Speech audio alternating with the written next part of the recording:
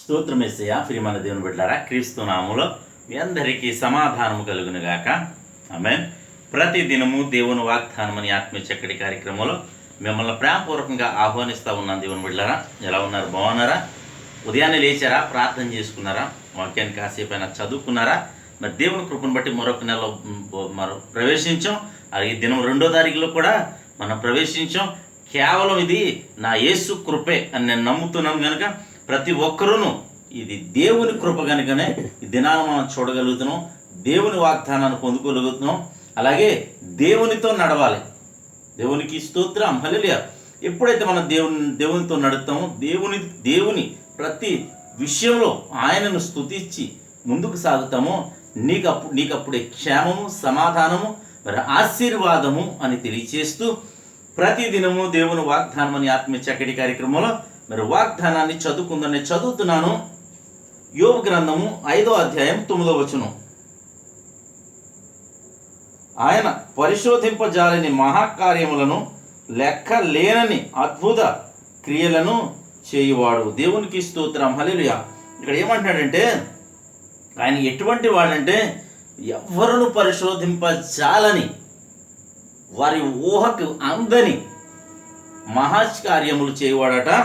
ఇంకేమంటాడంటే లెక్కలేనన్ని అద్భుత క్రియలు మరి చేయు దేవుడు గనక, నీవు ఆయనను కలిగి ఉన్నావు గనక మరి నీ జీవితంలో మరి పరిశోధింపజాలని మహత్కార్యములు మరి చేయువాడు దేవుడే గనక, మహాకార్యములను చేయువాడు దేవుడే గనక లెక్కలేని అద్భుతాలు కూడా నీ జీవితంలో చేస్తానని ఈ వాగ్దానం ద్వారా దేవుడు నీకు తెలియచేస్తున్నాడు, నిన్ను హెచ్చరిస్తున్నాడు. ఏమనంటే నువ్వు ఆయన దగ్గర జీవించు, ఆయనతో మరి అంటుకట్టబడి ముందుకు సాగగలిగితే నీకు ఈ వాగ్దానం నీ సొంతమని తెలియచేస్తూ, ఏ వ్యాధి, బాధలు, శోధనలు, ఇబ్బందులు ఏమున్నా పర్వాలేదు, యేసయ్య ఉంటే చాలు అని మీరు ముందుకు సాగండి. మరి నీకు మరి మేలు జరగబోతుందని తెలియచేస్తూ దేవుడి మాటలు దీవించునుగాక. ఆమె ప్రార్థన చేసుకుందాం. స్తోత్రము తండ్రి, వందనాలు యేసయ్య.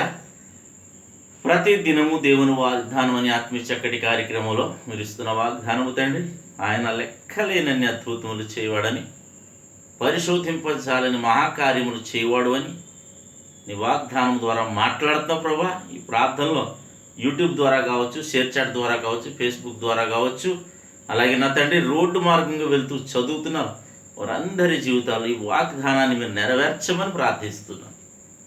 అద్భుతాలు చేయమని ప్రార్థిస్తున్నాను. ప్రతి ఒక్కరిని దీవించమని ప్రార్థిస్తున్నాను.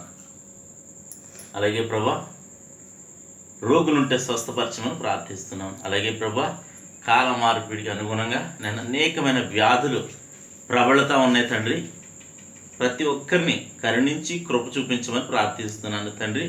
అలాగే ఆయా నేను రాష్ట్రాల్లో, కేరళ రాష్ట్రాల్లో కొండ చర్యలు విరిగిపడి 100 మంది చనిపోయారు ప్రభా. అలాగే 100 మందికి గాయాలు తండ్రి. వారందరినీ మీరు కరుణించండి, కృపతో బలపరచమని అయ్యా. చనిపోయిన కుటుంబాలకు ఆదరణ దయచేయమని, బలహీనులైన నేనా గాయాల పాలైన ప్రతి ఒక్కరిని మీరు బలపరచమని ప్రార్థిస్తున్నాను. అలాగే ప్రభా, సహాయక బృందాలు ఆయా రీతిలుగా సహాయపడతా ఉన్నాయి. వారందరికీ మంచి ఆరోగ్యం, బలము, శక్తిని దయచేయమని ప్రార్థిస్తున్నాను తండ్రి.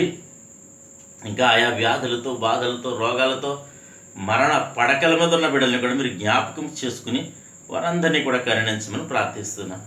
అలాగే తండ్రి, ఈ దినం చంటి బిడ్డల మొదలు వృద్ధుల వరకు నీ కాపుదల ఉంచమని, ప్రతి బిడ్డకి నీ రక్షణ దయచేయమని ప్రార్థిస్తున్నాను. అలాగే మా గ్రామాన్ని, మా రాష్ట్ర, మా దేశాలని కాచి కాపాడమని, సరిహద్దుల్లో నెమ్మది దయచేయమని తండ్రి. ఈ దినం పెళ్లి రోజులు కానీ పుట్టినరోజులు కానీ జరిపించుకొనిచున్న ప్రతి బిడ్డకి క్షేమాన్ని, సమాధానాన్ని తండ్రి సంవత్సరం అంతా ఈ దయకిరీటం ఉంచమని, అలాగే నీ బిడ్డలు ఈ దినం చేయు ప్రయాణాల్లో, ప్రయత్నాల్లో, రాకపోకల్లో నా తండ్రి మీరే తోడండి, మహిమ పొందమని యేసు నా పేట అడుగుతున్నాను పరమ తండ్రి. ఆమేన్. నేను నమ్ముతున్నాను ప్రియమని నేను బిడ్డలారా, ప్రభువు మీతో మాట్లాడి మిమ్మల్ని బలపరచాలని నేను నమ్ముతున్నాను.